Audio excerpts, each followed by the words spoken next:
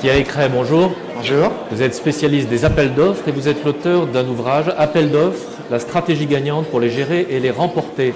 Alors, première Absolument. question qui vient à l'esprit, et on a beaucoup parlé de Small Business Act à la française, est-ce que véritablement les appels d'offres sont à la portée des PME et des TPE?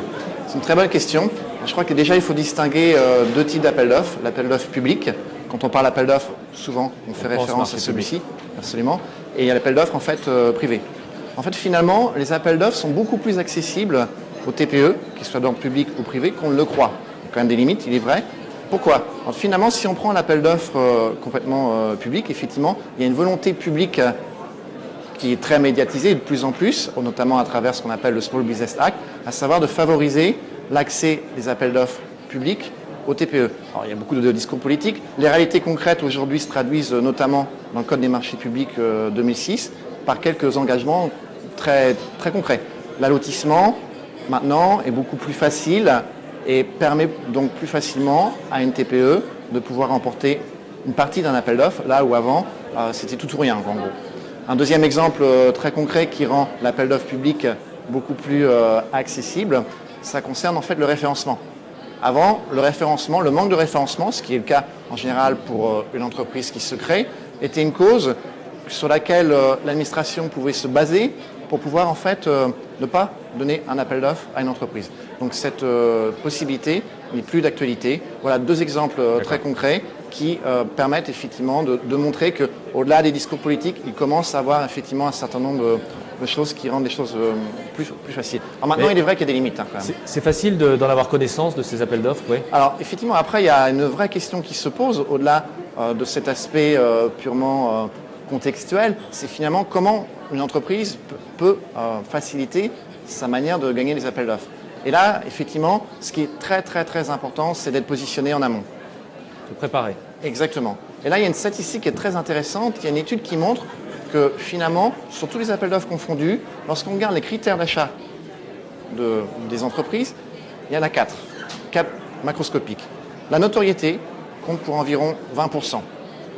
Et il est vrai que sur la notoriété, les TPE, PME sont quand même désavantagés par rapport aux grandes entreprises. Mais finalement, ce n'est que 20%. Toutes les actions amont, avant la réception de l'appel d'offres, comptent pour environ 30%, 28% précisément. Donc c'est quand même très significatif. La réponse en tant que telle intervient pour en gros 30%. Donc, vous voyez, beaucoup d'entreprises considèrent qu'elles vont faire une bonne proposition technique, commerciale, et finalement elles vont remporter. Ça compte finalement que pour 30%. Les actions après, lorsqu'on peut les faire, la remise d'un appel d'offres compte pour à peu près 20%. Alors, je vous propose de commencer par la préparation. Comment on se prépare? Alors, c'est une très, très bonne question. Donc, la préparation relève vraiment d'une stratégie commerciale. Donc, une règle de bon sens, rencontrer ses acheteurs, rencontrer effectivement les personnes impliquées dans l'acte d'achat avant même que l'appel d'offres soit là. Hein, c'est ça qui va permettre de contribuer à ces 28%, 30% de gains avant l'appel d'offres. Alors, une fois qu'on l'a rencontré, qu'est-ce qu'on va se dire finalement? Une fois qu'on a identifié le besoin, l'entreprise aura intérêt, l'entreprise qui souhaite postuler, à aider l'acheteur dans sa démarche. Comment on peut l'aider? Par exemple, en suggérant une manière de faire son cahier des charges. Imaginez que l'entreprise ait un avantage compétitif, qu'elle soit les seules à pouvoir intervenir de manière rapide. Alors, elle a intérêt à mettre en avant cet avantage pour que finalement, cette spécification soit reprise par l'acheteur. On pense souvent que l'appel d'offres est pipé. Combien de fois j'entends dire « mes appels d'offres, c'est pipé ». Pourquoi? Parce que finalement, dans le cahier des charges, on va retrouver des spécifications qui sont écrites en se disant ça, on sent que ça a été écrit pour telle entreprise. Non, ça n'a pas été arrangé en général.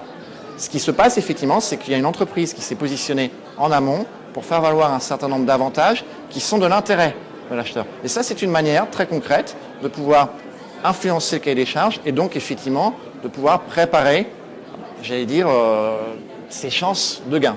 Alors préparer, oui, mais j'imagine quand même que le dossier, la réponse, c'est primordial. Bien sûr, bien sûr.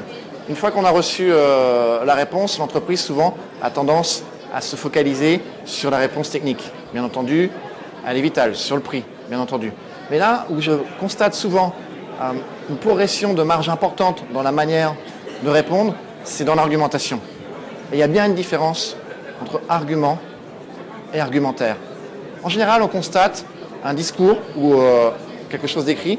Les commerciaux ont tendance à avoir une argumentation assez simple. On vous offre une proposition de qualité. Trop focalisé sur le prix, peut-être? Soit focalisé sur le prix, ou bien des arguments plutôt assez simples, parce qu'ils n'ont pas de compétences développées. Techniques. Voilà. Les techniciens ont tendance, eux, à ne parler que de technique.